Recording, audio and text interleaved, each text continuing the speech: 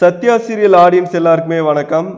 சத்யா சீரியலை பற்றின டெய்லி அப்டேட்ஸை தெரிஞ்சுக்க நம்ம சேனலை சப்ஸ்கிரைப் பண்ணுங்கள். கூடவே பக்கத்தில் இருக்கிற பெல் சிம்பலையும் கிளிக் பண்ணுங்கள். சத்யா சீரியலில் இன்றைக்கி பார்த்தீங்கன்னா சத்யா ஒரே பிரபுவோட நினைப்பில் இருக்கிறதுனால தன்னோட ஃப்ரெண்ட்ஸுக்கிட்ட கடைக்கு இன்றைக்கி லீவ் விட்டுலாம், எல்லோரும் கடையை மூட்டு வீட்டுக்கு போங்க அப்படின்ட்டு சொல்லிட்டு இவங்களாம் அப்படியே கிளம்பிடுறாங்க. சத்யா பைக்கில் பிரபு நினச்சிக்கிட்டே ரொம்பவே சோகமாக போயிட்டே இருக்காங்க. அப்போ பிரபு யார்கிட்டையோ ஃபோனில் பேசிட்டு ரோடை கிராஸ் பண்ணுறாரு. உடனே சத்யா பைக்கை ஒதுக்கி வச்சுட்டு பின்னாடி போய் தட்டுறாங்க. திரும்பி பார்க்கும்போது அது வேற ஆளாக இருக்குது. அதுக்கப்புறமா பைக் எடுத்துகிட்டு வீட்டுக்கு வர்றாங்க. நைட்டு 10 மணிக்கு இனி பிரபு நம்ம பார்க்க முடியாது, படுத்து தூங்கிடுவோம் அப்படின்ட்டு தூங்க போகிறாங்க. அங்கே பார்த்தா ஒரே கொசுக்கடியாக இருக்குது. அந்தால ஆல் அவுட்டை எடுத்து வச்சுட்டு படுக்கிறாங்க.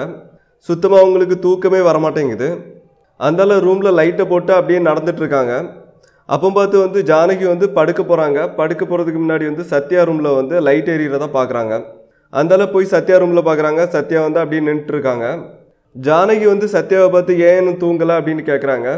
அதுக்கு சத்யா தூக்கமே வரமாட்டேங்குது அப்படின்னு சொல்லிட்டு ஜானகியை தன்னோட கட்டில் உட்கார வச்சு ஜானகி மடியில் படுக்கிறாங்க. சத்யா ஜானகிட்ட விதி மேலே உங்களுக்கு நம்பிக்கை இருக்கா அப்படின்ட்டு கேட்குறாங்க. உடனே ஜானகி எனக்கும் உங்கள் அப்பாவுக்கும் கல்யாணமே விதிப்படி தான் நடந்தது அப்படின்னு சொல்லிட்டு தன்னோட ஃப்ளாஷ்பேக்கை சொல்கிறாங்க. விதி மேலே எனக்கு ரொம்பவே நம்பிக்கை இருக்குது, விதியை தாண்டி எதுவுமே நடக்காது இந்த உலகத்தில் அப்படின்ட்டு சத்யாட்ட ஜானகி சொல்கிறாங்க. அப்போ பார்த்து ஜானகியோட ஃபோன் ரிங் ஆகுது. ஃபோனை எடுத்து பேசின ஜானகி சத்யா கிட்ட உங்கள் பெரியப்பா திருப்பதி போகிறவள்ள கார் ரிப்பேர் ஆகிட்டான், அதான் நீ கொஞ்சம் சரி பண்ணி கொடுக்கணும் அப்படின்ட்டு சத்யாட்ட சொல்கிறாங்க. உடனே சத்யா தன்னோட பைக் எடுத்துக்கிட்டு தன்னோட பெரியப்பா கார் ரிப்பேர் ஆகிருக்கக்கூடிய இடத்துக்கு போகிறாங்க. அங்கே பார்த்தீங்கன்னா அவங்களோட பெரியப்பா தன்னோட பொண்டாட்டி பிள்ளையோட நடு ரோட்டில் நிற்கிறாரு.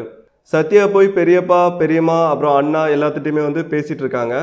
அதுக்கப்புறமா காரை பார்த்து சரி பண்ணுறாங்க. காரை சரி பண்ணதுக்கு சத்யாவுக்கு அவங்களோட பெரியப்பா ரூபா கொடுக்குறாரு. உடனே சத்யா நான் உங்களுக்காண்டி தான் வந்தேன், காசுக்காண்டி வரல அப்படின்ட்டு சொல்கிறாங்க. உடனே பெரியப்பா சத்யாவை ரொம்பவே திட்டிட்டு காசை கொடுக்குறாரு. காசை வாங்கின சத்யா தன்னோட பெரியப்பாவோட பையன்கிட்ட அந்த ரூபாயை கொடுத்து அதை திருப்பதியில் இருக்கிற உண்டியல்கிட்ட போடு அப்படின்ட்டு சொல்கிறாங்க.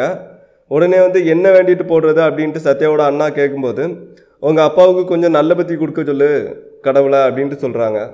சத்யா பைக்கில் வீட்டுக்கு போயிட்டு இருக்கும்போது வழியில் ஷட்டரை தட்டுற சவுண்டு கேட்குது. உடனே பைக்கை நிப்பாட்டி வச்சுட்டு சவுண்ட் கேட்குற இடத்த நோக்கி சத்யா போகிறாங்க. பக்கத்தில் போய் சத்யா ஏன் ஷட்டரை தட்டுறீங்க அப்படின்னு கேட்குறாங்க. உடனே உள்ளேருந்து யாரோ சொல்கிறாங்க, நான் உள்ளே இருக்கிறது தெரியாமல் யாரோ வெளியே பூட்டிட்டு போயிட்டாங்க, என்னை எப்படியாவது காப்பாற்றுங்க அப்படின்னு சொல்கிறாங்க.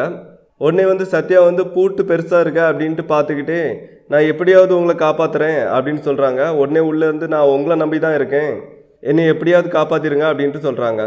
உள்ளேருந்து பேசுகிறவோட வாய்ஸ் பார்த்தீங்கன்னா பிரபுவோட வாய்ஸ் மாதிரி இருக்குது. அது யார், பிரபுவா இல்லை வேற யாருமா அப்படிங்கிறத நாளைக்கு எபிசோடில் தான் பார்க்கணும். இந்த வீடியோ உங்களுக்கு பிடிச்சிருந்தனா லைக் பண்ணுங்கள், ஷேர் பண்ணுங்கள், மறக்காமல் சப்ஸ்கிரைப் பண்ணுங்கள். சத்யா சீரியலை பற்றினா உங்களோட கருத்துக்களை நம்ம கமெண்ட் பாக்ஸில் கமெண்ட் பண்ணுங்கள்.